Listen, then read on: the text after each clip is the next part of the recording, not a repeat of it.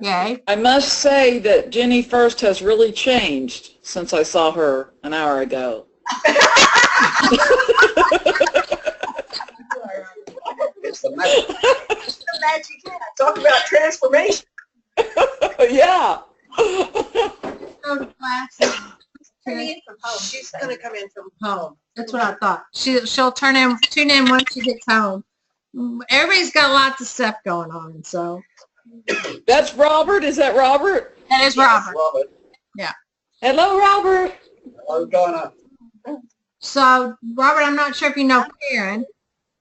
Karen Patrick. She was here on Sunday from Indianapolis, and she's been taking SE classes online with us. So, and eventually Jenny will be on. Okay. Ah, look, she has arrived. Jenny has arrived. Okay. So, let's go back over here to, I'm going to put you guys up over there. Okay, so we're going to start in prayer, as, you know, even though we've been in prayer all day. So let's just center ourselves and be open with a deep breath in and just let go.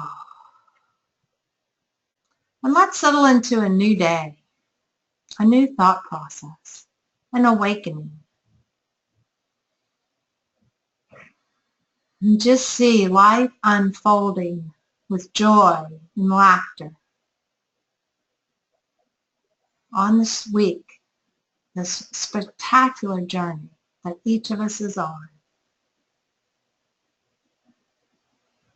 to grow spiritually and to carry with us to that growth, the human consciousness.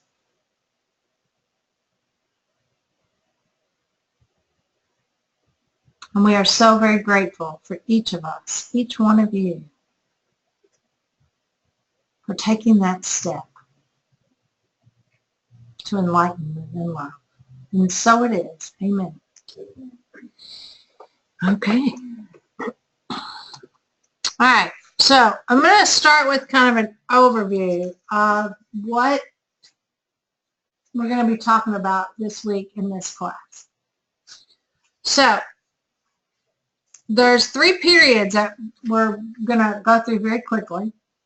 The first period is the period of Peter, and that is from like 30 to 50 CE. It's from Acts 1 through 12, and it's from oral traditions. The focus is on Jerusalem, the oneness of mind, and it stands in faith. Okay, that's what those Bible verses, that's the correlation of those verses. The second period is the period of Paul, which was 50 to 65 CE, and that's Acts 13 through 28, and the 7 letters of Paul. And the focus there is on Rome. It's the flow and idea and the hope. Okay? And then we're going to look at the period of John, which is 66 through 100 CE. It's the post-Pauline letters, other letters, revelations to John, which is about the universal focus, manifestation, and expression. And the power there we have is love. And that's the overriding concept. That's almost like a progression, isn't it? Faith, the hope, to love. Yeah. So we have to have faith. Yeah. And then that faith, then we have to have hope. And then it transforms to love. Right. That we're back to like we were this morning in the first class. It's that consciousness rising. So that's our process today. Close this door. Do we have that? Oh, yes. I wonder Yeah, that will be in your, that's in your, I didn't give you guys the dragons. Hey, You have it to us here? Yeah, Oh, I it's have in here. Okay. Yeah, it's in there. All right. So PowerPoint's all in there. Okay. All right. I really appreciate you copying all these. It's so much easier than Mhm. trying to take notes and try to read them back. And Yeah, that's good. And guys, online, except with the exception of Jenny, because I forgot you were going to be home, I did email them out. So Jenny, I will email them out to you. There's lots of handouts, and I do have a copy here if you're going to pick them up tomorrow. So you just let me know. Either way works for me. I'll be in tomorrow. Okay. So we're going to look at the period of Peter. We begin our study of Acts of Revelation looking at the first 20 years of the church after the ministry of Jesus. Our principal source of information for this period is chapters 1 through 12 of Acts. And we need to remember that these chapters were written by Luke, supposedly, but we know it's a collation, collated together in Luke, after 66 CE, and that we must read them from the perspective of a church undergoing great stress by the Jewish opposition and Roman persecution. The work and life of the church during this time begins in Jerusalem and gradually spreads to nearby areas throughout Israel and to Syria. The location gives a sense of the spiritual community that is somewhat insulated from the larger world, not unlike our own consciousness that resides in oneness of God mind. The stories convey a church that is opening spiritually and coming to understand the significance of the gospel. Peter is the principal character of these stories, and we see him in these stories in a metaphysical development of faith, our most important spiritual faculty. Okay?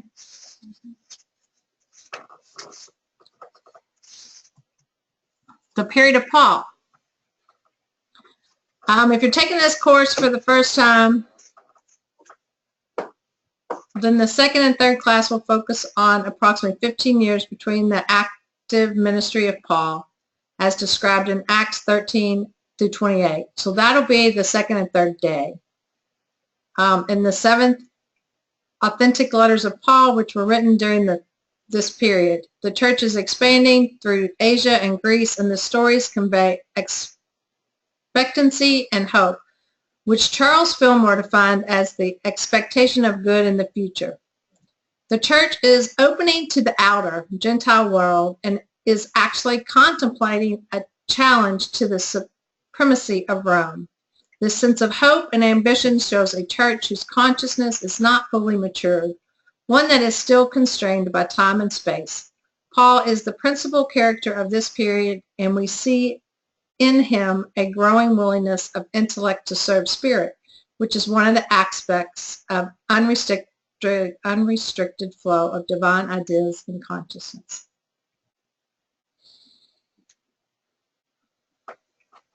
And then the last period, so in the fourth and fifth class, our focus shifts to the 30 or so years after 6670 CE.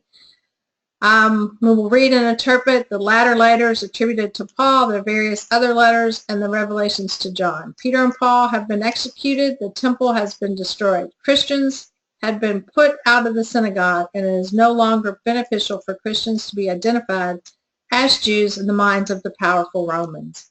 In contrast to the earlier sense of expectancy and hope of Paul, we see in these writings a sense of letting go and allowing God to do whatever is necessary for the full manifestation or expression of Christ. Because the narrative of Acts does not continue into this period, we do not have the rich stories like we do in the first two periods.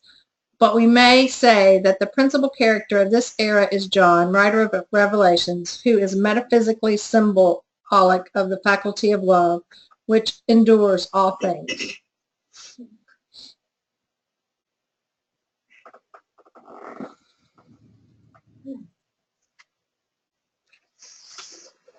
So that's just some background and overview before we actually get into the interpretation of the Bible. So where are we starting from?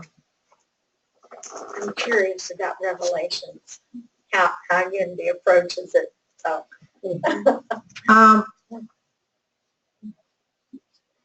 There's that book called The Mysteries of John. Have you read that? No, I haven't.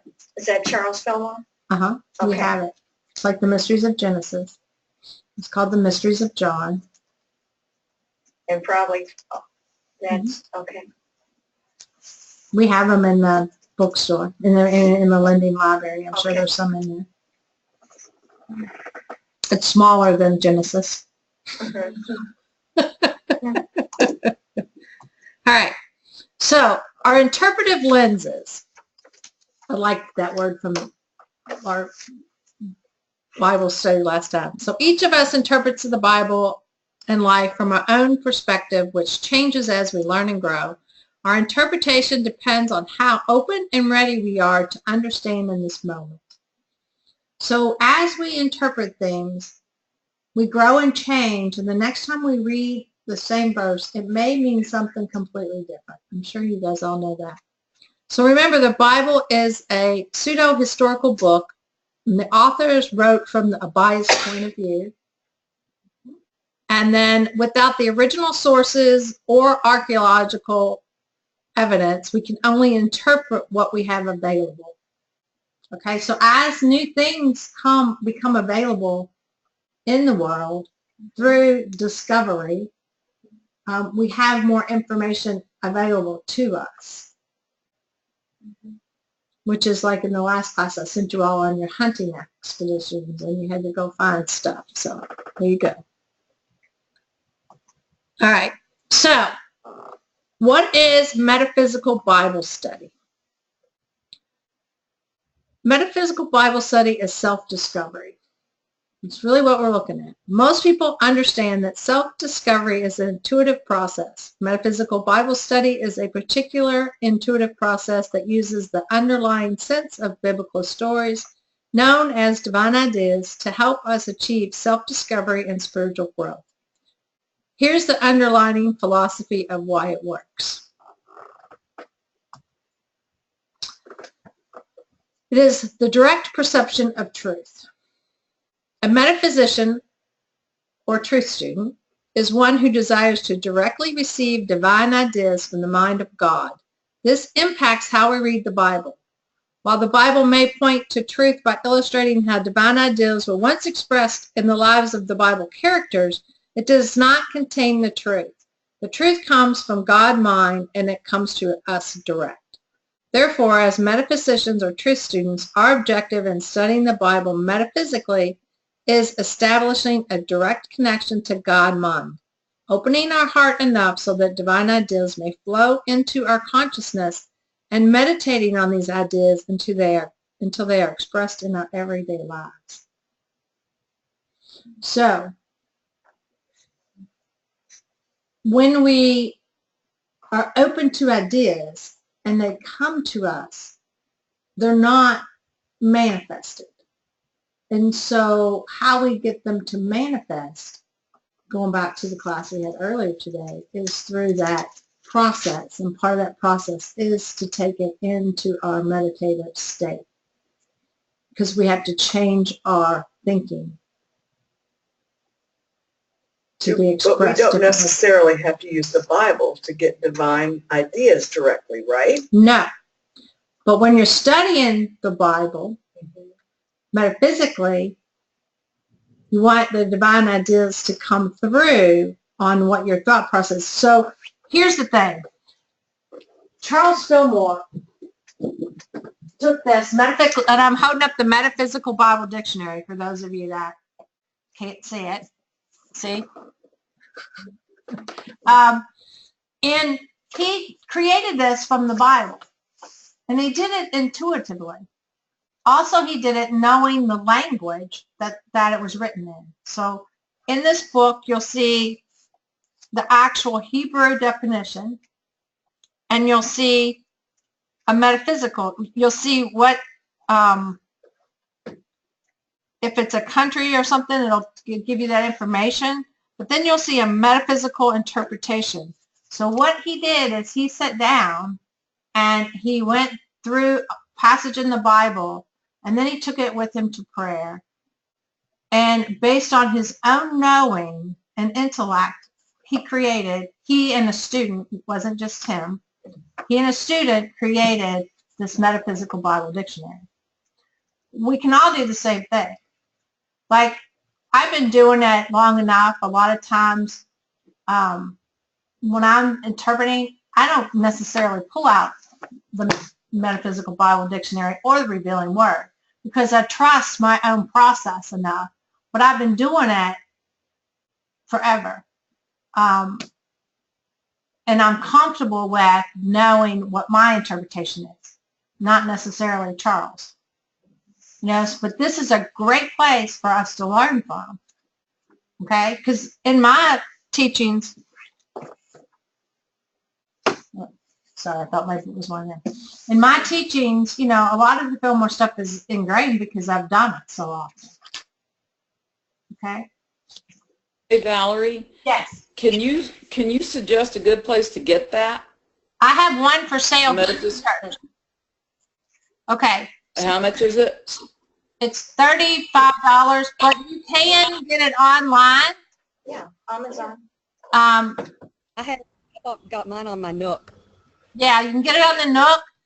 Donna, if you want a hard copy, I have one for sale. It's also available for free online because they're no longer have copyrighted because they're over 100 years old. Is that at the truthunity.net site? Or also? New Thought Library or New Thought Library. Both of those have it. Thank you. Yeah, but you know, I do have a hard copy if you need it. And also the Revealing Word. I have 2 copies of the Revealing Word. Excuse me? What? Breaking up. Can't hear. Might have been me. Yeah, it's back there. Okay, so the Revealing Word tells us about things. Okay. Metaphysical Bible Dictionary is people and places. If you've never done, I don't know how many people have done interpretations before. Most of, I think all you guys have. Okay, so we're good. So Donna, did you hear that one?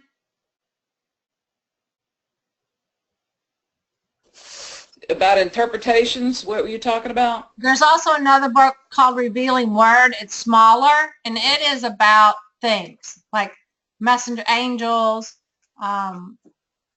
fire, altars. Okay. And it's smaller. It's like I did $5. write that down. I typed that in my paper here. Is there another book that you had listed as required for this class, or? No, there are 2 that are recommended. Okay. One is Being Transformed by Elizabeth Sand Turner. And that one's a good classic. The other one is Wisdom for a Lifetime with Alan Studebaker. And it's a good book for interpreting. I will give you some information out of that book. Oh yeah, I didn't go over and stuff in this class. I'm sorry, I just jumped right in, didn't I? So everybody understands where we're at on this class?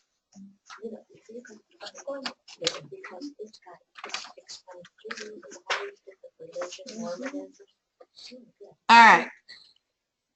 Sorry about that, ladies. I just jumped in with content and didn't go over the syllabi today. Oh, it's no problem. I figured you had it on the website. I just hadn't seen it. Yeah. Okay, I will send that to you too. Okay. So the truth in the Bible is an expression of divine ideas. The key to metaphysical Bible interpretation is the perception of divine idea that lies behind the particular story or character. This practice has been around for a long time. The early Greeks did it when they read about some of the outrageous stories in Greek mythology. And many early Christians also did it when they read the Old Testament account about child sacrifice, God wiping out entire cities.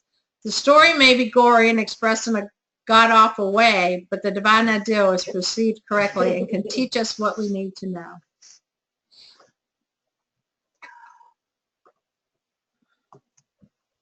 So why do we study divine ideas expressed in the Bible?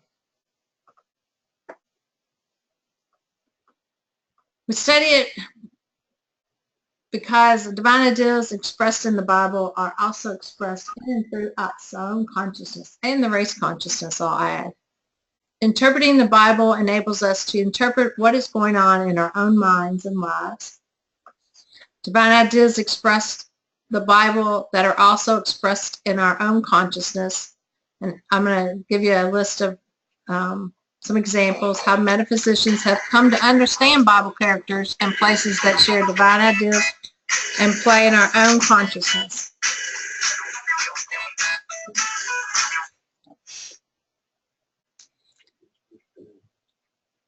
So the characters and places in the scripture represent different places of our consciousness.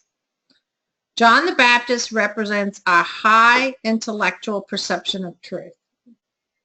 Mary, the mother of Jesus, represents our intuition, the divine motherhood of love, and the soul. Jesus represents God's ideal view and me in expression. Christ is that ideal of you and me in the absolute Jesus. Jesus Christ represents the embodiment of all divine ideas. And Jehovah of the Hebrew Scriptures is equivalent to the Christ in the New Testament.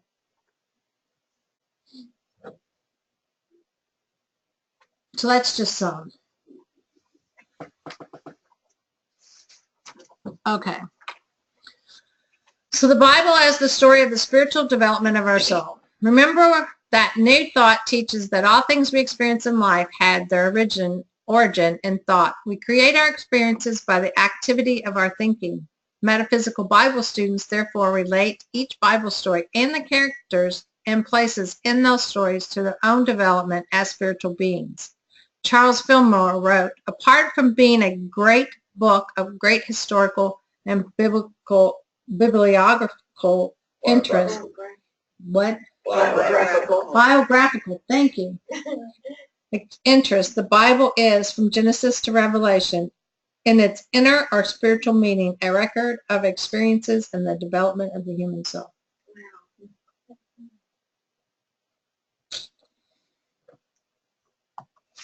The theater is our consciousness, not in the biblical lands. So we play out the stories in our own life, in our own consciousness. Although the historical biblical story occurred long ago in faraway biblical lands, when we do a metaphysical Bible interpretation, all that action occurs in our consciousness. We do not metaphysically interpret historical events. What we metaphysically interpret are events in consciousness, in a belief that what occurred a century ago is an expression of the same divine ideas that are now expressing in our own consciousness.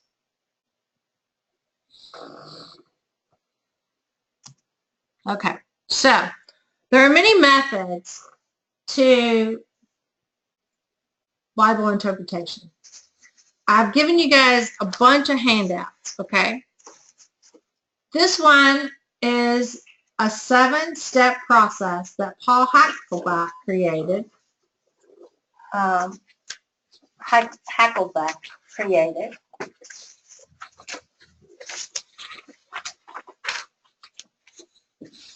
And it looks like, let me see which one it is.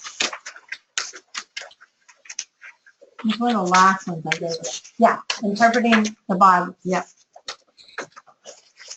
So the first thing that you're going to do is center into the awareness of oneness, which is meditation or prayer, putting God first. This puts Christ's nature first. Okay? So anytime you read the Bible, you start with prayer or meditation, quiet, whatever you contemplate to center yourself into that moment. Then you read the passage.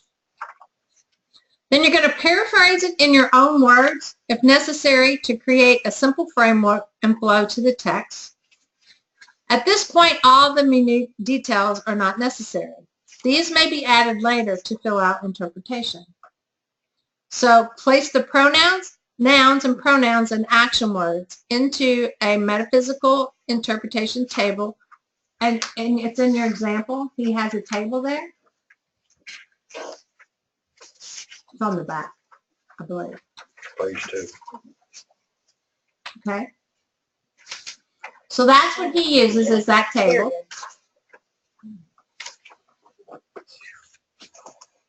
And then you look up the meanings of those words and put them into the table. A useful tool for the names, places, and people is the Metaphysical Bible Dictionary, written by Charles Fillmore. Another tool is the Revealing Word. And they give meanings for, gives meanings for more common words such as mountain, river, house, for example. These meanings are starting point, much like the meanings one can find for aspects of dreams. Other meanings of words might occur to you as you go along. I have given you guys several different sheets of interpretations that Dr. Reverend Tom Thorpe gave to me when I took this class.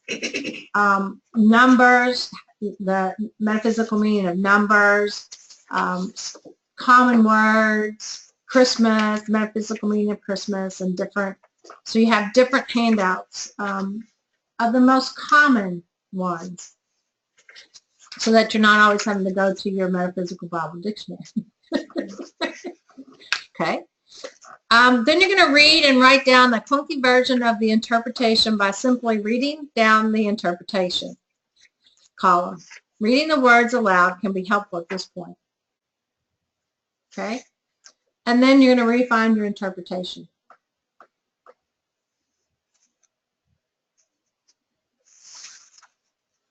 And it's a lot simpler than you think it is.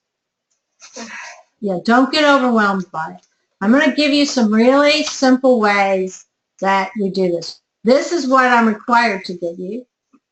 Okay?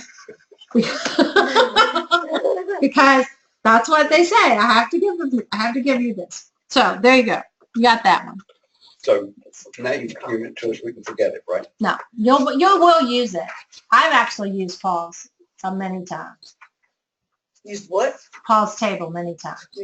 Yeah, you'll use it. You'll get to where once you start doing this, you'll do it on your own in your own way that works best for you. This is just a framework to get you started.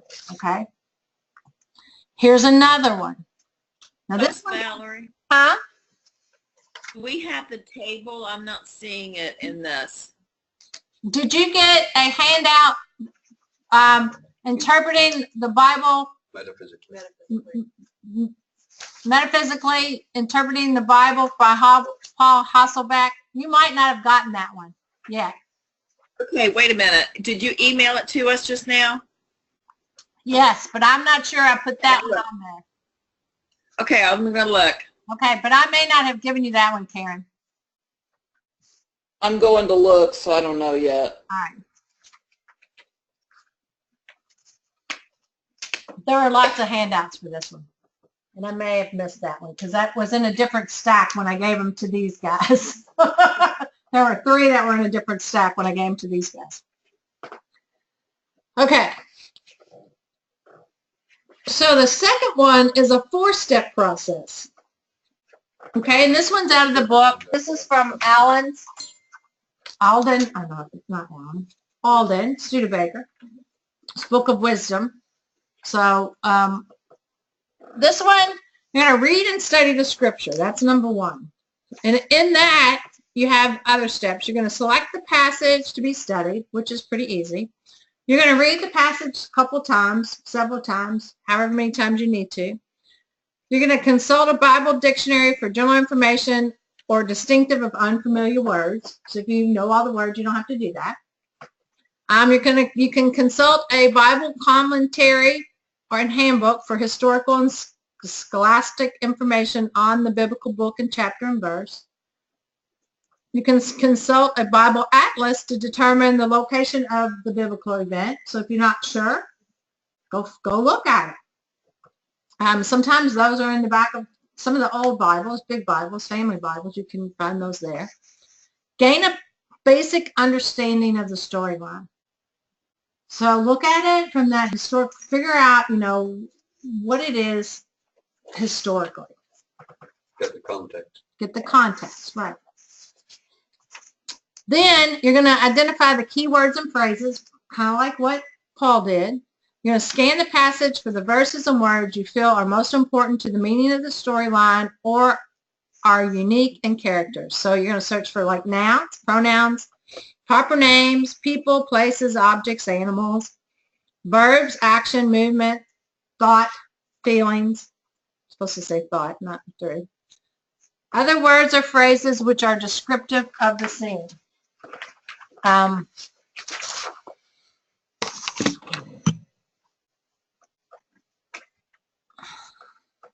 So that's 2. That's real easy. You can do that. You're going to develop interpretation of the words. So now here's where you're going to, I'm going to fix this for class number 2. Okay. This is where you're going to look at your Metaphysical Bible Dictionary or consult an English dictionary and thesaurus, yeah, that works. Thesaurus for the meaning of and synonyms for common words. You can use the Hebrew and Greek dictionaries to obtain information on selected words. I don't know what word I used there. And all that's easy now because you can do it online. And then you're going to consider how the words represent states of consciousness. Okay? Faith, love, temptation. And so then you look those up. All right? It's too much work. Why bother? Well, why? Why do we do this? That might not be the answer you want to hear. I think. Well, no, why do we study the Bible metaphysically?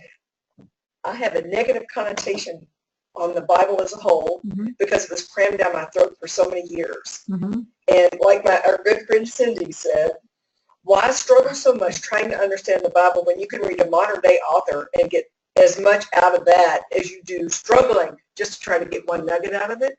And I think because it was shoved down my throat all those years and I was forced to study, that I have a block there. I would rather not go back to that time, and I would rather create or learn intuit on my own. That's why I think. Okay. So why don't you think of the Bible now as a new book, a modern book? Look at it, something new. Yeah, that's You're right. coming to it with a new consciousness. Yeah, that's what I have to do. So look at it from a different perspective, Yes. not as a different book. Look at it as a healing process. There you go. I Good would invite idea. you to do that. So look at it from the healing point of view. From that point of view, as I can heal my own self and grow by metaphysically interpreting the Bible. It's sure going to look different than the Bible I was. Oh, absolutely. Right. Yeah, right. And I bet it will be very healing because of that negative condensation that you carry with it. And so you're going to be able to what? Let go. Oh, yes. Yeah. Thank you. And one of the things that I've noticed, because I agree, you can find a lot of truth in a lot of different places. Right. But in my experience, the Bible is the only thing that has everything. You get bits and pieces in other places. The Bible has it all. Because it It's is. your one-stop shop for spiritual growth. Yeah. There's so many reasons. I mean, just to arm yourself against all the ignorance that's out there in the world, knowing what other people think it means and knowing what you think it means, it's a powerful thing. And growing up Catholic, every Sunday we had a reading from the Old Scriptures, a reading from the New Testament, and a reading from the Gospels, and we were told what it meant. Right. And Yes. then when I went away to college, I got to spend a year at the Jesuits, and all of a sudden I'm learning theology and exegesis, and you have to go and get the context, and you derive this meaning yourself, and then this is like continuation of that process. It's like I feel like I'm in like the Da Vinci Code book or something, following all these clues and trying to figure out what it means. It's exciting to me. Yeah. All right. Since you said the word too, can you explain to us what exegesis and exegetical actually means? What it meant when I was studying with the Jesuits is that you would go and you would get the interpretation, that different versions of the Bible from different translations, from different traditions, and you would look at them all, and with the historical context and the atlas, you would condense those into something that made sense in the faith. That's what we were told. Yeah, you put them all in the pot and stir it all up and see what you come out with. Yeah. The great stew. I just can't say the word. I should just say it like that. You stir it. Just put it all in the pot. So take that word out and put it. Still it. Put it all in the pot and stir it up. What burns on the bottom, release. Yeah, what's on the bottom, let it go. Yeah. All right. So then the fourth step and the final step is to allow the metaphysical meaning to emerge.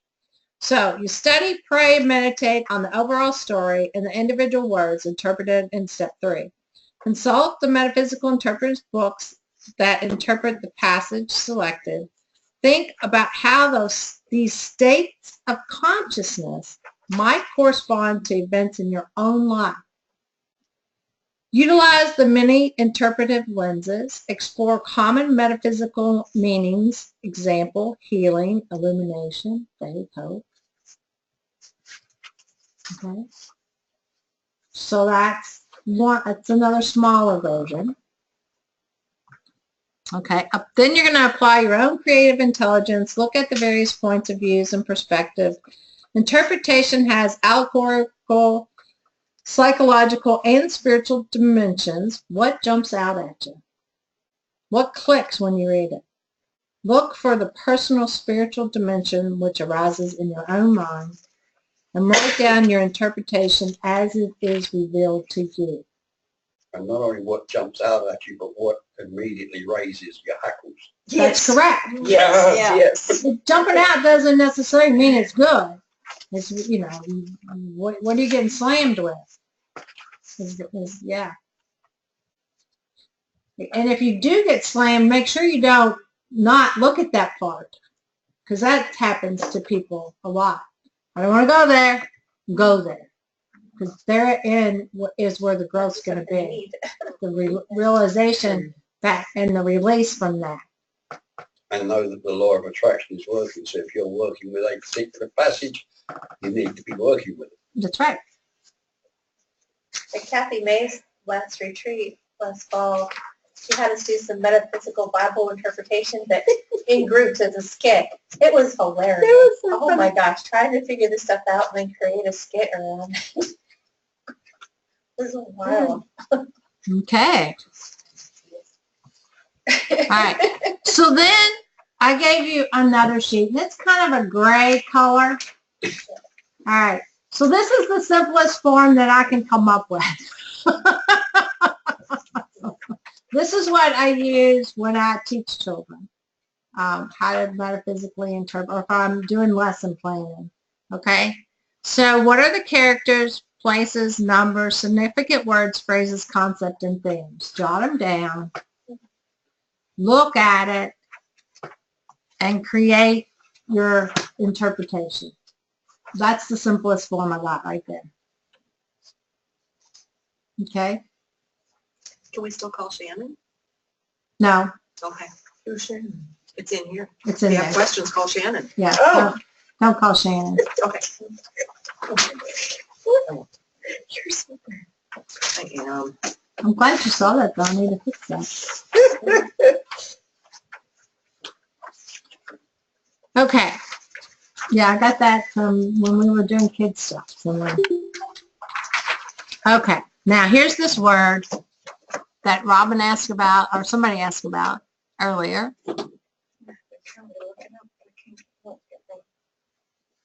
It's mute, and I knew how to say it. I looked it up, pronunciation. You ready? Mayudic. Mayudic. Mayudic. Okay. Is the meaning of that word is of or relating to the aspects of Socratic method that includes a respondent to formulate latent concepts through a dialect or logical sequence of questions. So if you'll see on that second page, you got a bunch of questions that you can ask. In living curriculum, what Unity teaches the kids from is called Unity curriculum, living curriculum. And I gave that information to you because it's a series of ways that we ask questions. And this is what that is. So the living curriculum is the process of spiritual support used to assist children, teens, families, and the church community in co-creating successful living. It honors the inherent wholeness and wisdom within each of us and utilizes storytelling and experiential creative expression to draw out the truth we already know. This process helps us to explore spiritual principles and to become aware of how these principles operate in our lives. And then it goes on to give you the guidelines on how you can do that and how you ask open-ended questions. You ask these to yourself. This is what we, like when I'm creating lesson plans, and I typically will put in there if I want questions and how do I address them. You don't ask for yes or no. You ask how, what, how. How does it relate to you today? How does it relate to the world at large and things like that? You can use the same process for yourself by asking yourself the questions. What is happening in the story? How do you see this experience in the world? How do you see it in your life? So if you look at number 4 and you use those 4 questions, that number 4, and ask those kind of questions about the story, about the Bible story, that can help you to understand it a little bit more.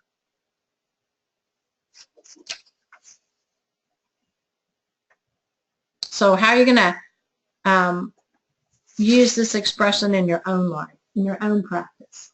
Where can you see this showing up in your life? How are you going to deal with it now that it's shown up in your life? You know, if it's one of those negative, slam me in the face things, well, now how am I going to deal with this? And the answers can be found in your interpretation sometimes.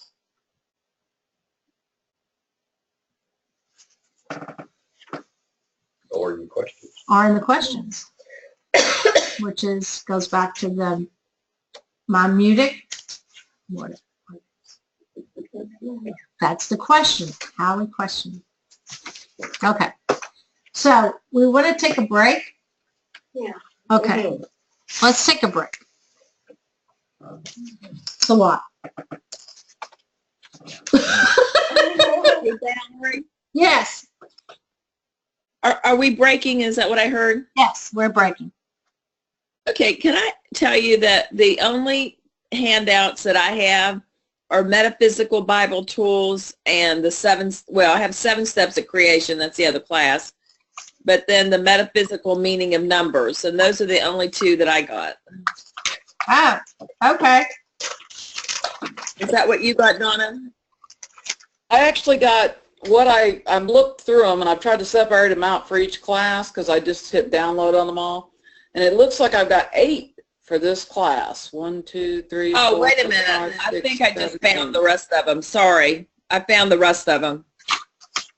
Metaphysical Bible Interpretation. I got it. Okay. And then it looks like for the first class, I only got 2 for the first class. Yeah. Okay, I think I got it. So I've got, sorry. Okay. And then I have 2 more. You're right. I got 2, 5. It just came through differently. Okay. I think what I didn't send you guys, I don't think you guys got the topic and scripture assignments for the week. I don't think I sent you that, so I'll go do it now while we're on break. Thank you. Yep. Thank you. Yep. Yeah, Karen, I got 2 of the BI604 Bible Interpretation Day 1, 2, and then Day 1. And then I got one called Bible Interpretation. Wait a minute. I'm almost with you. Hold on. Okay, I've got B1, 4, and then the 4 steps. Is that what you got? How many did you get total for this class? Okay, wait a minute. It's 1, 2, 3, 4, 5, 6, 7, 8. That's what I got. Okay.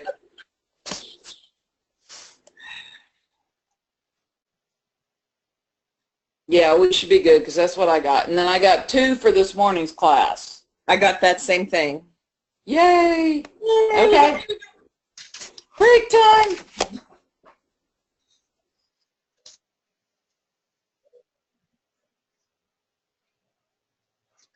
Had this green tea with kombucha. Oh my gosh, it's amazing.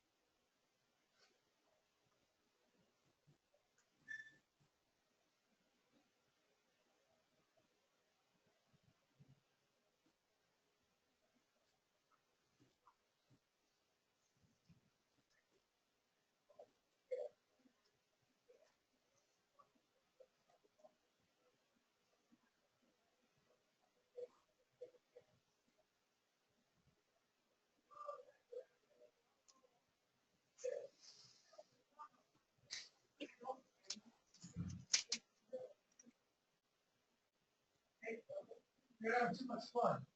This is serious business. Why did that make this up? Until the end of metaphysics.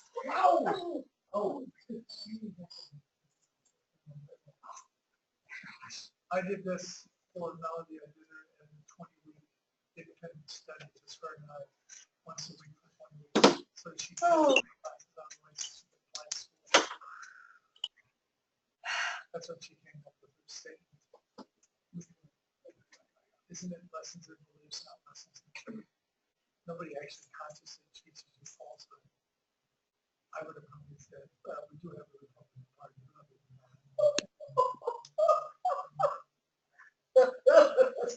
But I keep my comments to myself.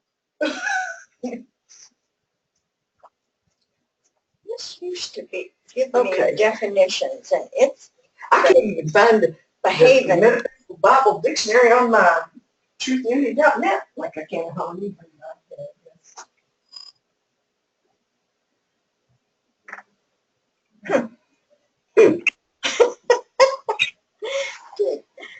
It used to give me definitions on this thing. What's the deal here?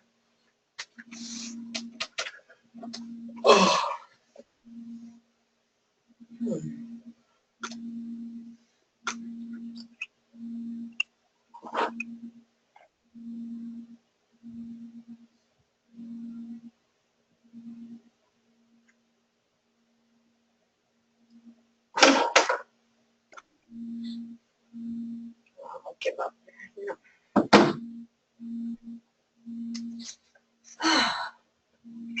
So are we going to do this as a project?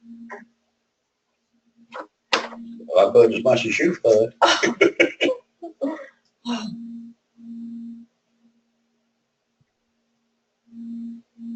Somebody's playing pole. I hear it.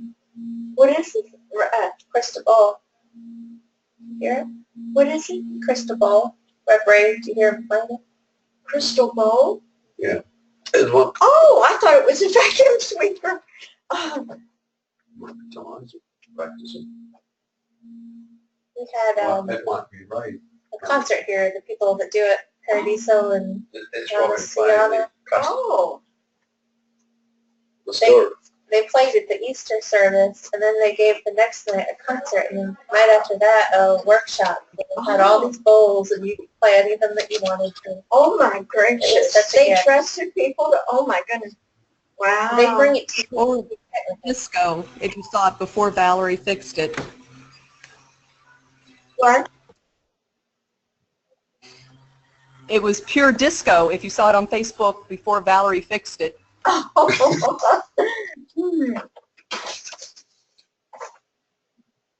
Yeah, that bowl was the one that started vibrating even before it was given to Robin. Oh, Ray told me that. It's amazing. It's cool. And then she packed up all the bowls, and guess what one was left behind? Yeah. That's so cool.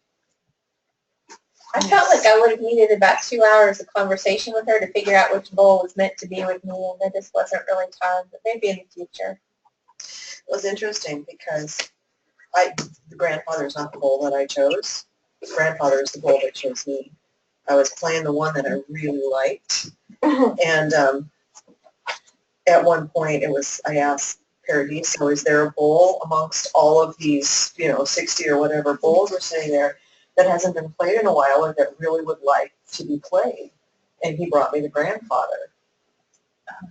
So it chose me. Mm-hmm. I gravitate towards the larger bowls, like 12-inch and bigger. And I gravitate towards the clear ones because when I asked Glassamani about that, she said, she asked me if I was tended to be really grounded in my life. And I said, no, not at all. And she said, that's why you are drawn to the clear, more ethereal type bowls, because the other ones are the ones you have on the table with all the elements in them. Oh, they're so beautiful. Yeah. And pricey. I didn't hear what the prices were on those. Did you see the range? The large kind of purpley clear one that I was playing originally, yeah, was $4,300. You And got the a elemental at St. bowls, Germain or whatever. the elemental bowls were one because of the Wow. elements. The one that I had diamond and platinum and gold and platinum. So I want to see chapter where they make those and watch one be made. I think that's what I need, is to see it from the beginning. I don't know that they'll let you do that because it's there's only one place in the world where they make them, and it's a process that they don't even tell anybody where the factory is because they don't want the process to go. So I don't know that. I think the artist needs to see the whole process. Yeah, and actually, I think I'm gonna start cleaning up my mess. But the I don't like how they play. so I'm trying to keep all these papers straight into each class. I didn't like how those plates, because they skipped around. I wasn't careful about. Okay, ladies. Huh? Oh, they didn't collate it. I didn't collate it, so that's for Jenny. Oh. There's one I was missing. I gotta figure out which one. I didn't make enough copies of. I'll probably have a copy of it here. Okay, so I did email you that the reading and assignments page.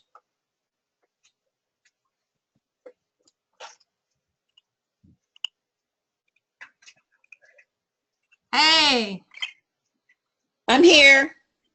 good. Do you hear me? Everybody's back. Jenny's outside. Wait a minute. Why am I inside and you're outside? Outside. I'm back. Thanks. I got your email, Valerie. Good. All right. So, we're going to start out with the fun part now. Okay? Thank God. That part's over. You can breathe. You got through it, and now you just can just do it. You got lots of different options and just do it. So, this is the first little verse that we're going to interpret. So, somebody want to read this? Sure. But a man named Ananias, with the consent of his wife Sapphira, sold a piece of property. With his wife's knowledge, he kept back some of the proceeds and brought only a part and laid it at the apostles' feet. Ananias, Peter asked, why has Satan filled your heart to lie to the Holy Spirit and to keep back part of the proceeds of the land? While it remained unsold, did it not remain your own? And after it was sold, were not the proceeds at your disposal? How is it that you have contrived this deed in your heart? You did not lie to us, but to God. Now when Ananias heard these words, he fell down and died, and great fear seized all who heard of it. The young men came and wrapped up his body, then carried him out and buried him.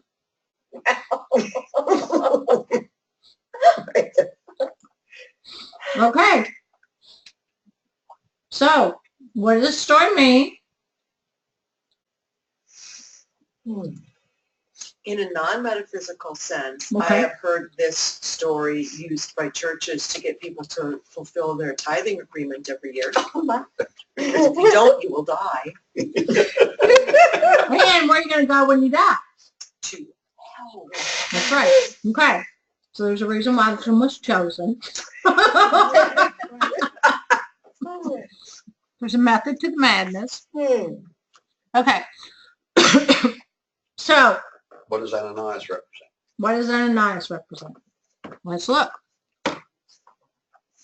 What does it mean metaphysically? I just asked that question. So Robert said, what does Ananias mean? So let's look at it. Who wants to read this one? Somebody that can. There is a lurking belief in the mind that we can join the great school of spiritual development and at the same time retain our hold upon worldly thoughts. This belief represents Ananias of Acts 5, 1 through 5. Deception. Such deception of the mind is a very subtle error and causes the would-be disciple much misery. The best way to handle it is to uncover the whole inner consciousness to spirit and to ask to be thoroughly purified and cleansed. This liar and deceiver has two sides in the mind. Outwardly, or in conscious thought, it is Ananias. In the subconscious thought, it appears as Sapphira. Both of these must die before the spiritual thoughts church will increase in numbers and in power. The best and quickest way to dissolve these errors is to face them boldly and accuse them of holding back part of the price of salvation. Some persons, when the redemptive process begins, are so wrapped up in material possessions that they do not give up wholly to spirit. They retain a part of the price. Man must be cleansed thoroughly before he can come into the full light. Once he truly discerns spirit, material thoughts give way. When the false is destroyed, the good is more and more manifest. This is true of every man's spiritual development. If you give of yourself wholly to God, he will destroy all the devils that have become part of you. You must give spirit, soul, and body to God. God is everywhere. You can hide nothing from the universal eye.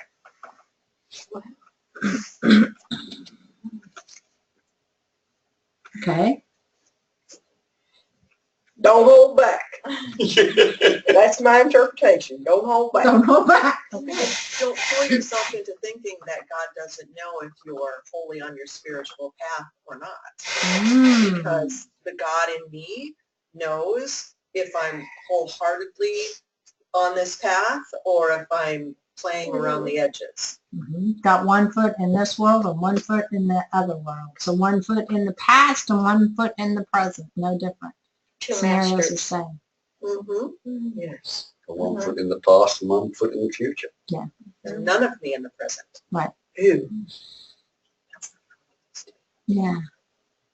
So you have to give wholeheartedly whatever it is that you have to let go and move forward. Well, and it's interesting that it's talking about being so wrapped up in material possessions that they don't give wholly. It doesn't say that you have to give up all of your material possessions. It means you have to give up your attachment to them. Correct. Is what I'm reading. Yeah. It is about attachments. I'll go. This is what I see. We have blocks to our true nature or our spiritual consciousness, and those blocks are subconscious and conscious. And together, they keep us entwined into spiritual materialism, and we still get confused and think that we are giving something when in fact we're still caught up into spiritual materialism. And but as we release that and allow ourselves to be purified by our God nature within ourselves, then what is revealed is that there's a fullness of release that has to occur. How'd I do? Good job. Okay.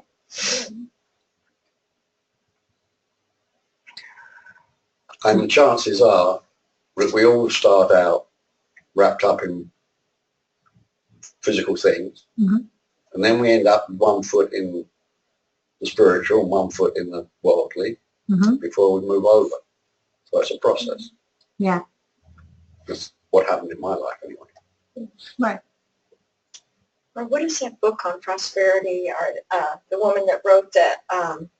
Edwina Gaines? No, Ponder. the one that Catherine was so popular. You know, if you just The Secret? think the secret, you're going to get all this. You're going to gain all this. You're going to. Mm-hmm. That was But bad. it's more putting it on the, you know, what you're going to get physically and rather than we have to do work. You know, there has to be work to be done in the spiritual realm. Right. Then, you know, and in the process, you do gain, but you gain as much spiritually as things. If you came in to get things to be rewarded, or you know, you end up in the process receiving so much more. Right. Yeah. Okay.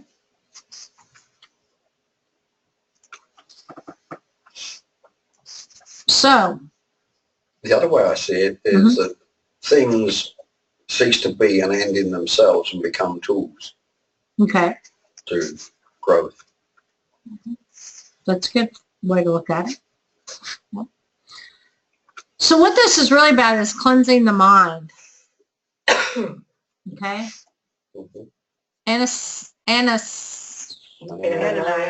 You could just call her Anna. Ananias, which is conscious thought, and Sapphira, which is unconscious thought, attempt to find spiritual development while holding on to worldly thoughts.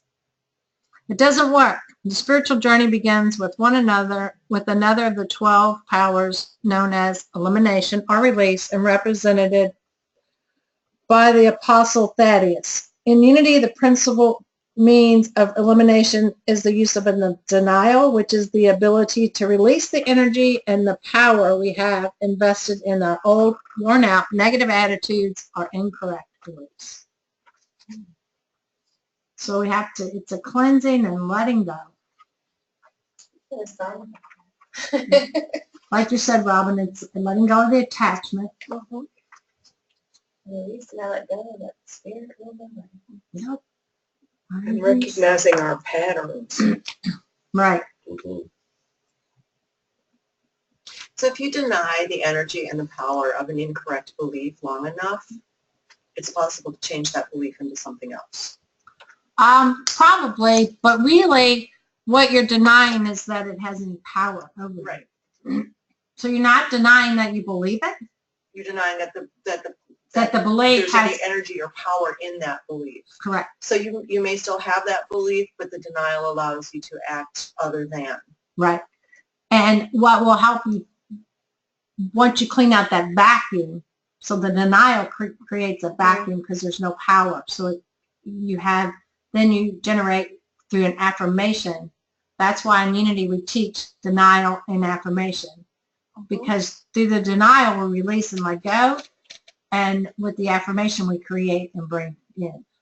So for instance, I could say something like, I deny that my belief that things have to be hard have any energy or power in my life, and I affirm that my spiritual journey can be accomplished with ease and grace. There you go.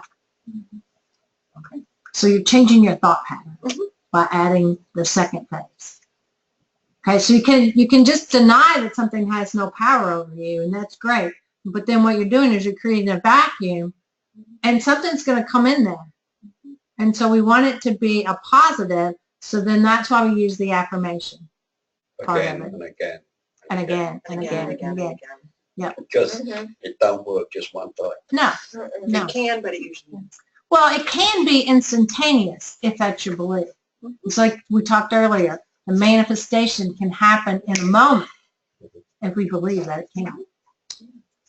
I healed myself in a moment. It just took me 2 years to convince myself that it was true. Correct. Yeah.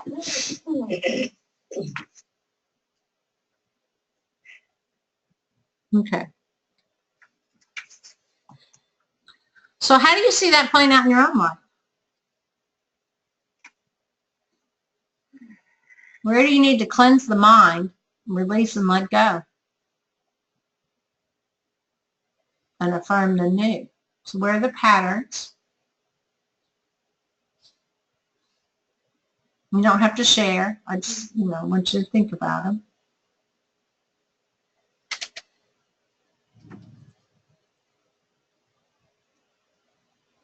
Because that's what Bible interpretation is about. Okay, so now I've read that. Why did we come to that one? I thought it was about not giving the money to God, keeping something back, being deceptive, and when we find out that's not true, what it's really about is about just cleansing our own selves, being honest with who we are, changing our belief patterns through denial and affirmation. So now how does that play in your life?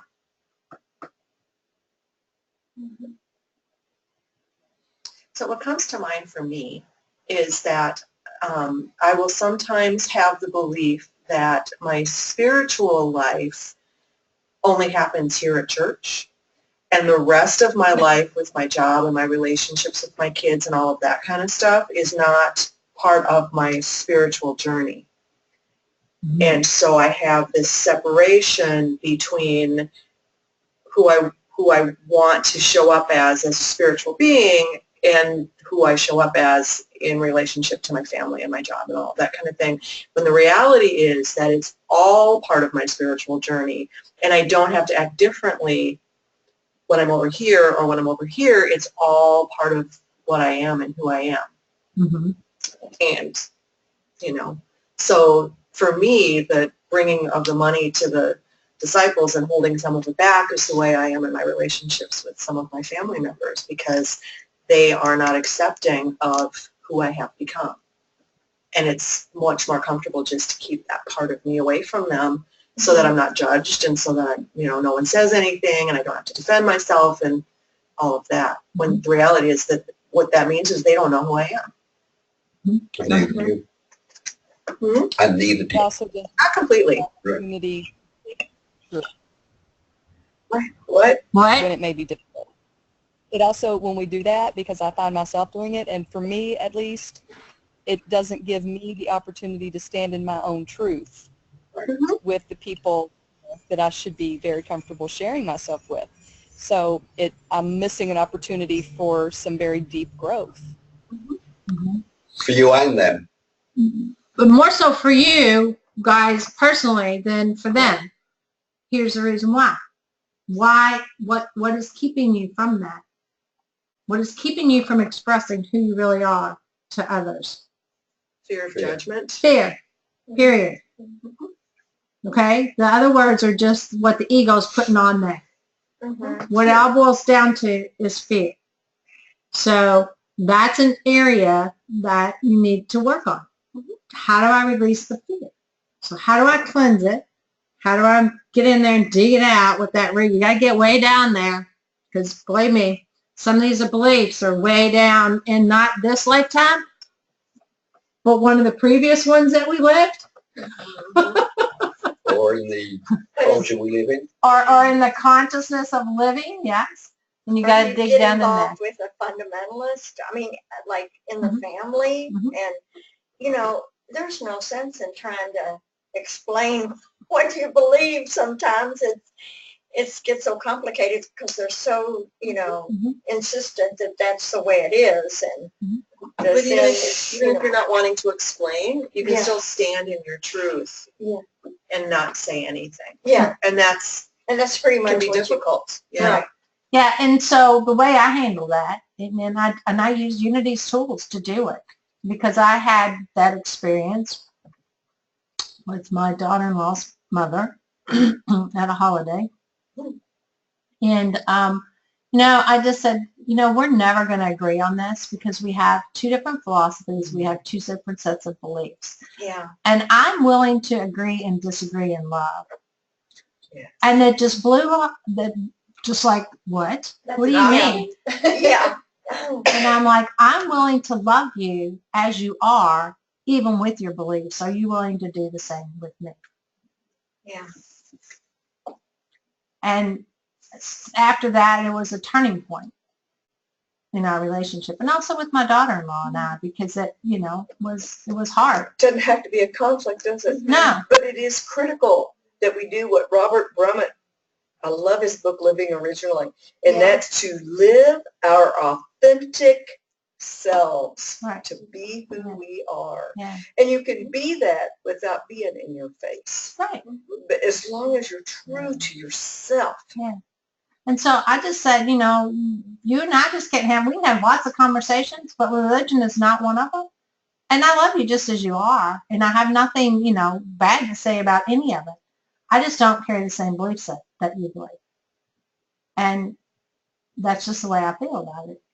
And I don't think anybody had ever said that, because from that traditional fundamentalist that, you know, they have to just keep on going, keep on going, keep on going. Right, right. And I'm just not willing to go there. And so now they know that, and that's just not something that's ever brought up.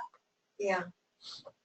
But What? you did it with, you diffused the whole thing Right. with love. With love. Yes. I Because did you say brought all one of the time, money.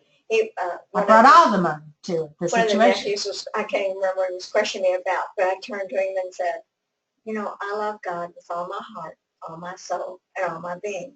And I know you do too. But we just have two different ways of looking at it. Right. You know, so he hasn't good bothered me job. since, you know. Good for Yeah. you. So, I mean, you know, they're just wondering if Aunt Kathy and Uncle Joe were saved. You know? And you can say, yes, I am. Every day.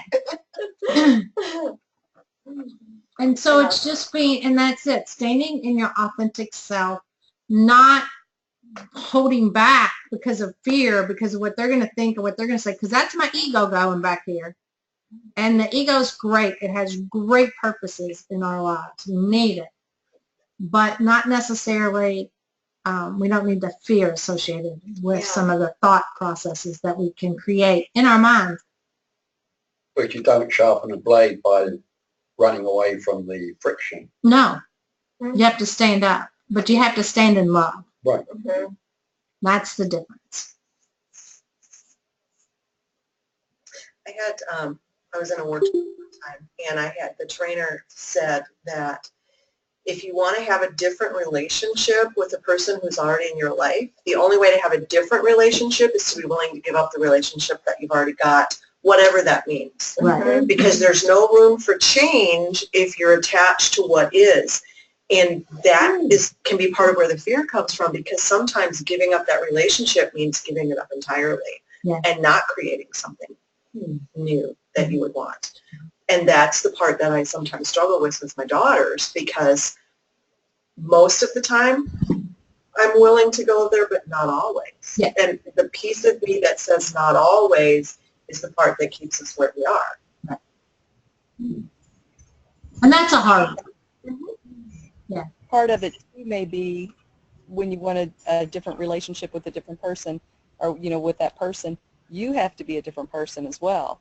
Because I know, you know, like relationships with my mom and my sister, and, you know, people who saw you when you were growing up, you tend to, when you get back in that cluster, you tend to go back to the person that you were then, not necessarily the person you are now. Right. Right.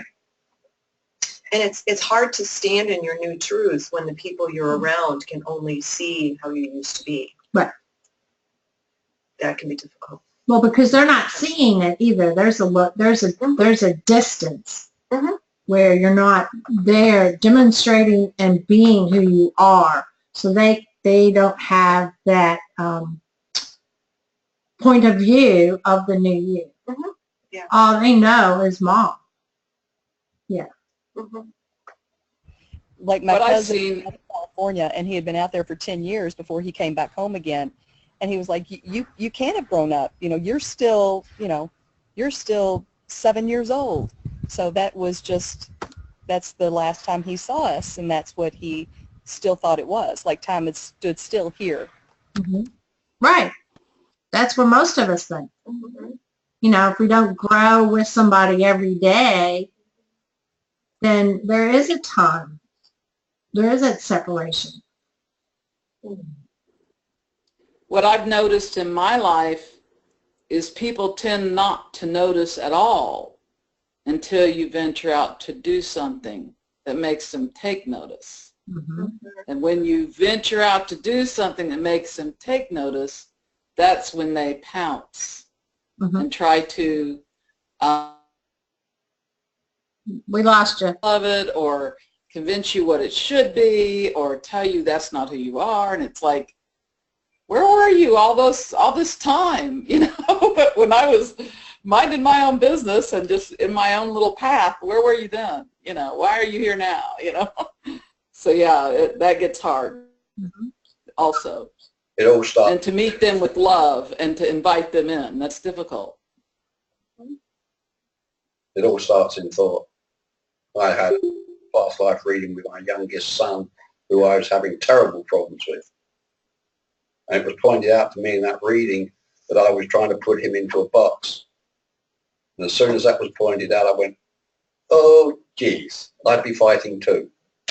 Right. And then I opened up the box, I let him express the way he wanted to be, and within 3 months he said, boy, had you changed. All in the attitude that I brought to the relationship. Right. The attitude, the point of view that you bring to it. Right. Yeah. And there's nothing and no one against us. So in each of these situations, the blessing and the learning is there. Mm-hmm. As long as we're willing to stand in it long enough to find it. Yeah. And there's nothing and no one against us. And sometimes we are our own worst critics and stand in our own way. Yep. And So, I would venture to say more often than sometimes. Yeah. So nothing and no one outside of us is against us. Mm-hmm. But sometimes we get in our comfort zone and we create that conflict within ourselves. And what we create within ourselves expresses outward. Sometimes I feel like in relationships with family, we'd be better off experiencing amnesia so that we could see in a new light. Mm-hmm. And not have all that loaded old stuff that is not helpful at this point. When you think about it, how many times does the water in our lungs change over in a day? How many years does it take to completely shed every cell we've got and be new people? Why would that be any different? Why would that conscious thoughts still remain? Mm-hmm. I wonder why. Because we reinforce them. I love you. Also, do we really know one another? We know about one another. My concept of you, for instance, I have bits and pieces of you that I love, but I don't know all of you that you know. And the same, we just know bits and pieces about people. Our families have projections. We all have projections of one another. Mm-hmm. We project who we think people are, too. Yes. And we don't really know them fully. Do we ever know any? Even our husbands are, close. I don't think my family really knows, my inner workings, mm-hmm. what I study, and the same maybe with, we only know parts of people, which is scary in a way.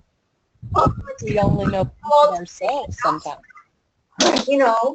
It takes a lifetime.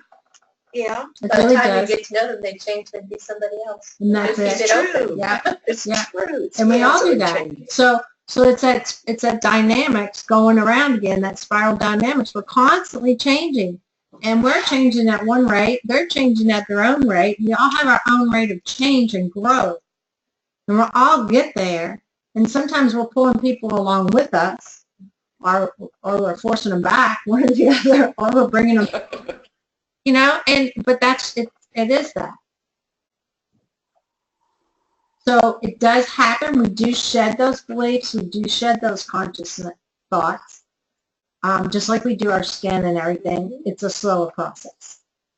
Isn't it amazing how there are those examples right in front of us, though? And we'll think, well, that applies to this, but it doesn't apply to that, or we never consider that it might apply. Mm-hmm. That's mind-blowing to me. Mm-hmm. It's right in front of us. Yep. I'd like to know everybody's opinion on, is there a time when, I know that we're supposed to, be of love and act in love.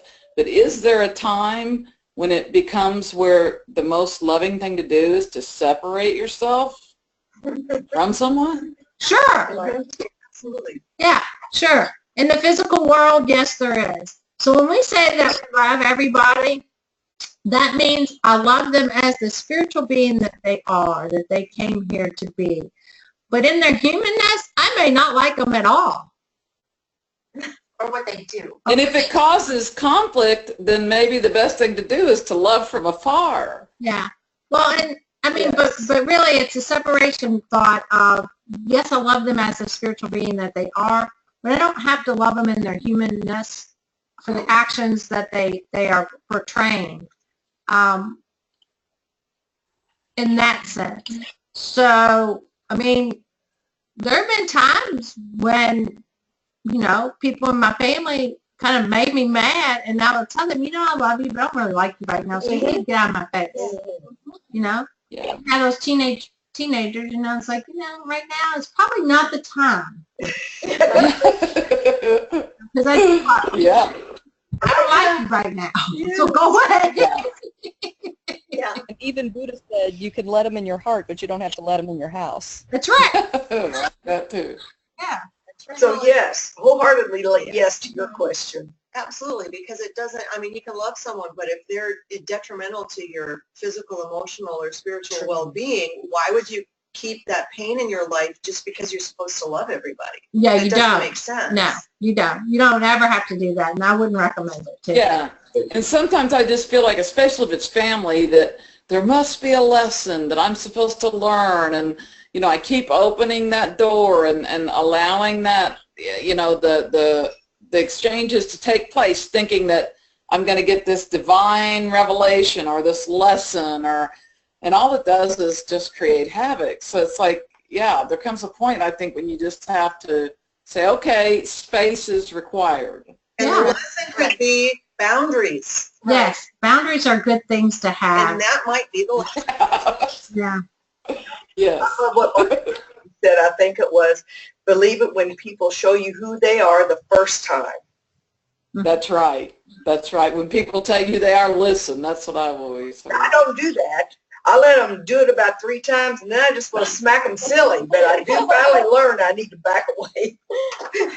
Well, and it's just like navigating with a 4-year-old and a 2-year-old. My grandchildren, you know, the 4-year-old wants to get in the 2-year-old's space, and we're teaching them both about personal space. Well, he wants to get in her space, and she'll just look at him and say, get out of my space. I need my space. Yeah. You know, because we've been teaching them about personal space. You don't hit each other. We all need our personal space. Get out away from, and she'll say, I need my personal space. Move. So sweet. So sweet. And he'll be like, I was just going to give you a kiss. No. Because sometimes she just don't want to go there. She's doing whatever she's doing. I once had this friend, she's a counselor, and she approached me. It was like after my first husband passed away, with this idea of this woman coming to live with me. And she was like almost a straight person. She really needed help, and she, you know, but after thinking about it, I told, you know, Martha, I said, Martha, my home is my sanctuary. Mm-hmm. I can help her any way else you want me to help her, but I can't let her in my home, Right. you know. And I really felt like that was the thing to, you know, because I went through a few weeks there really worrying what to do. Should I take this woman in? Should I? But really, that's the way I feel, that our home, you know, is so sacred in the sense of that's where we go to, you know, to be our true selves, and, you know. Yeah, that's our space. Yeah. And you got to honor that in yourself, Yeah. because nobody else will. So what Robert said, you got to love yourself first. Right. And that is so very true. You have to love yourself before you can love others. Right. And you got to respect that for yourself, because other people won't necessarily do that. Because they're not in the same conscious space that you're in, Yeah. the same state of consciousness. Okay. So now we're going to look at Acts 9, 10 through 19. So who wants to read this one? Sorry I made it so small, but I'll try. Now there was a disciple in Damascus named Ananias. The Lord said to him in a vision, Ananias. He answered, Here I am, Lord. The Lord said to him, Get up and go into the street called Straight, and at the house of Judas look for a man of Tarsus named Saul. At this moment he is praying, and he has seen a vision. A man named Ananias, I can't see that. came in, can't come in. Come in and lay his hands. Maybe I can read it from. I can't really. I don't know why. Can you? Down at the bottom of the page. Okay. At that moment he is praying, and he has seen a vision. A man named Ananias came in and lay his hands on him so that he might regain his sight. But Ananias answered, Lord, I have heard from many about this man, how much evil he has done to your saints in Jerusalem. And there he has authority from the chief priest to bind all who invoke his name. But the Lord said to him, Go, for he is an instrument whom I have chosen to bring my name before Gentiles and kings and before the people of Israel. I myself will show him how much he must suffer for the sake of my name. So Ananias went and entered the house. He laid his hands on Saul and said, Brother Saul, the Lord Jesus, who appeared to you on your way here, has sent me so that you may regain your sight and be filled with the Holy Spirit. And immediately something like scales fell from his eyes, and his sight was restored. Then he got up and was baptized, and after taking some food, he regained his strength.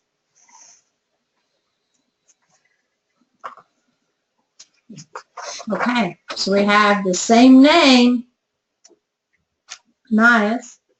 Mm-hmm. Is it the same concept?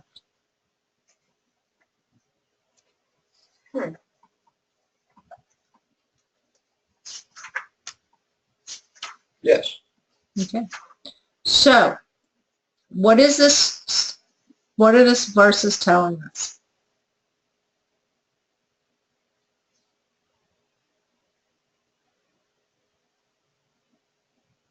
That we don't always know God's plan. Okay. Mm-hmm. We're sometimes blinded by the way we think until we allow new thinking to come in, Okay. a new way of seeing. And judging by what happened in the past. Okay. Mm-hmm.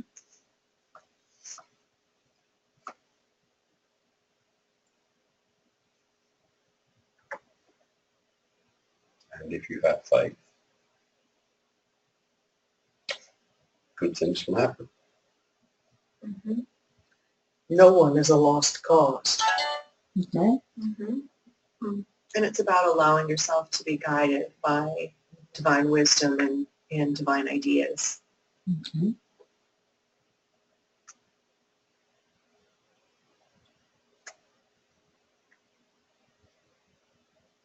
Come on, off-site people. Speak up.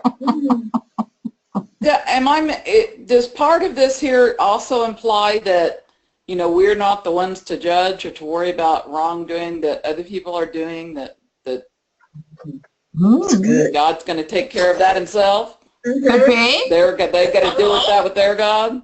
Yeah. Okay.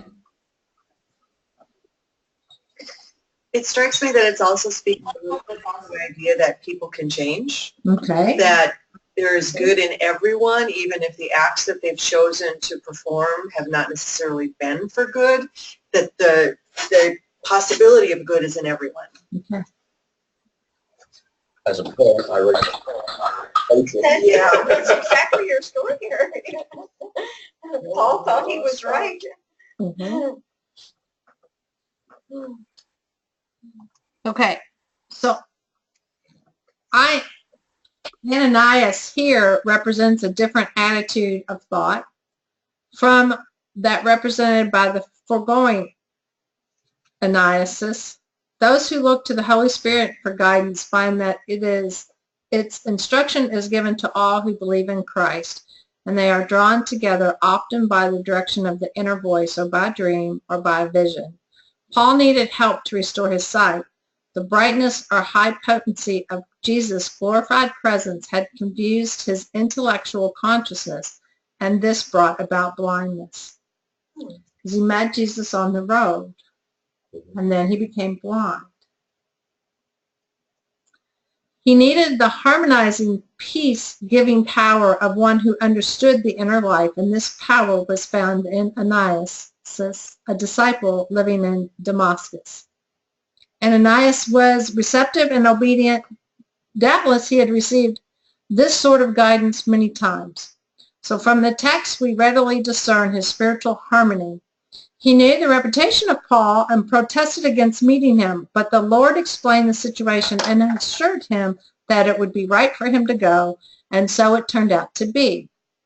The highest priest, Ananias, symbolized a still different phase of character in man. He represents the hypocrisy that inheres in the intellectual, religious ruling mind in man and is governed by the letter of the word, outer forms and ceremonies, instead of being given over to the real spiritual truth. So when you're looking at things in the Bible metaphysically, it could have a slight interpretation depending on what the person's being portrayed as. So in the first story, he was being portrayed as what? Liar and deceiver. A liar and a deceiver. Here, he's being portrayed as peace and harmony. But they're talking about the same historical person. No. Same name, two different people. Okay. Okay? And the name means compassion of Jehovah, mercy of Jehovah, graciousness of Yah. So, But there's still a growth pattern there. yeah, there's a growth pattern there. So the great light of spiritual understanding, the conversion of Saul represents the human will, one of the 12 powers, and the conversion of Saul was preceded by a great light of spiritual understanding, another of the 12 powers. So the word Saul simplifies the will in a personal dominance, and after the discovery that there is wisdom greater than personal will, the name is changed to Paul, which means little, restrained, lessened, made small. When the will is acting in harmony with divine law, its work is gentle.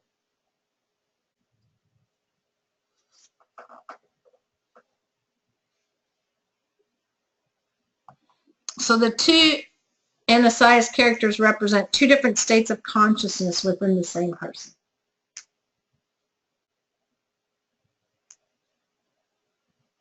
So we all have different states of consciousness within ourselves, depending on who we are. Which role are we playing? And what insights we've gathered along the way. That's right, because we're always growing and changing. And I will sometimes have both of those states of consciousness depending on the day or the moment or the choices I'm making, or you know, I can see that I've been in both places at various times. Many, many variables as to when we show up as what and how we show up. It's no different in our state of consciousness than it is in our physical form.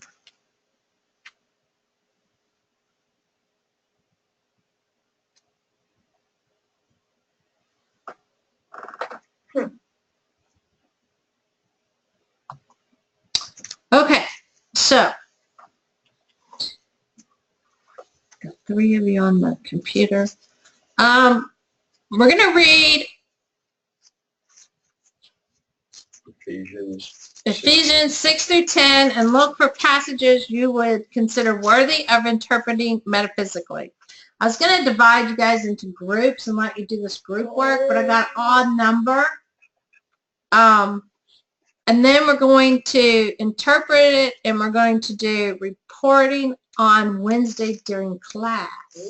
So Wednesday, so I'm going to let you guys decide. Do you want to do it individually, or I can give you guys time to work on it now? But I have odd numbers, so I'm going to have 3 in a group and 2, and then 3 in a group there. Or we can do it individually. Up to you guys. Can I ask a question first? If we're doing Probably need to do it individually. chapter 6, So Yeah. you want to my Bible, me out with chapter 2 and 2. Did I write down the wrong thing? I could have typed it wrong. Yeah, it's like this, those two in the Bible gate one.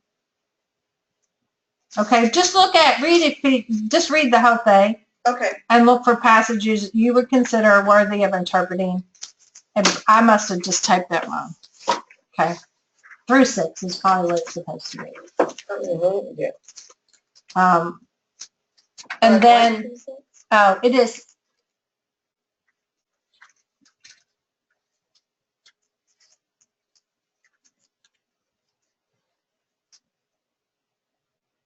Okay. someplace in Ephesians find something you want to. Yeah, someplace in Ephesians to find something that you want to. Oh, I know why you chose this one. You do? Wives, be subject to your husbands as you are to the Lord, for the husband is the head of the wife. Oh! I Hey, didn't your choose husband it. is wife. You're all the characters. The metaphysical interpretation. It's true. So now you have to decide whether you want to work in groups or whether you want to work individually. Valerie, I need to work individually just because I'm having a time crunch schedule. Okay. So if I work individually, then everybody else could work in pairs as just an option to throw that out. Then I'm fine with that. Because some people here want to work individually too. Since we're not on campus where we're all staying together like we would be if we were at Unity, it's kind of hard to do it in groups, I know.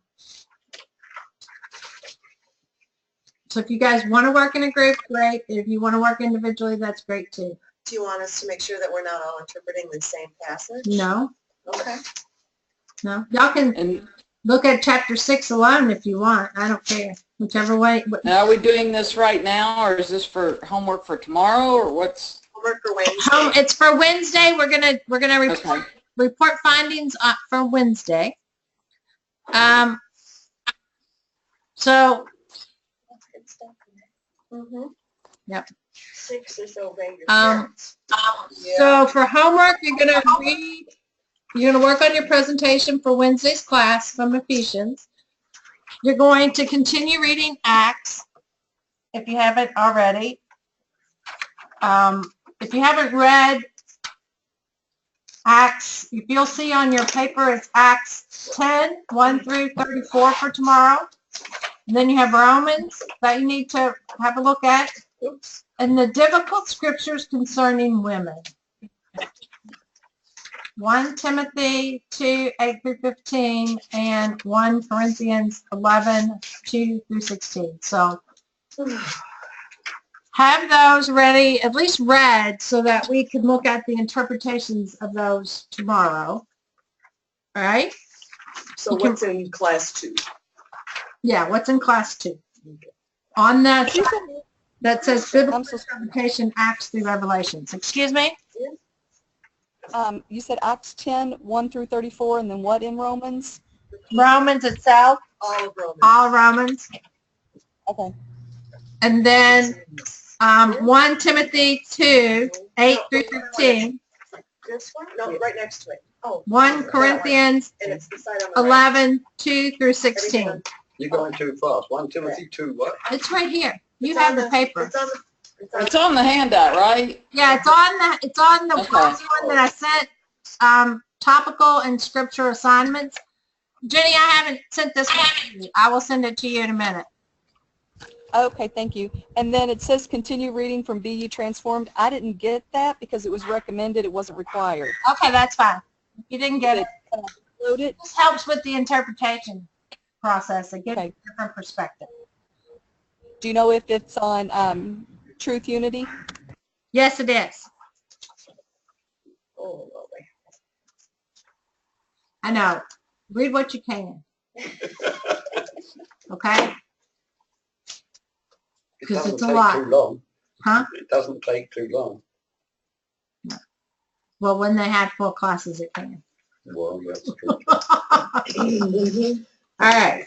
So, I'm actually going to end a few minutes early because I was going to give you guys time so that you could start your readings on your Wednesday assignment now if you want to, because I was going to give you guys group time. So, Is it correct, Valerie, that Gwen's class doesn't start till 6? yes, Gwen's class does not start until 6. So you guys Okay, have a thank couple you. hours to rest and move and cook dinner or whatever you need to do. Okay, so hers will be from 6 to 9. No, 6 to 8. 6 to 8. 8. 6 to 8. Yes. Okay, dokey. Well, thank you. I'm going to go ahead and get off of here today, All right. and I'll see some of you later on tonight. All right. Thank you. See you later. Have fun. Bye-bye. Bye-bye. Thank you for letting us out before the traffic gets bad. You're welcome. Or busy, not bad.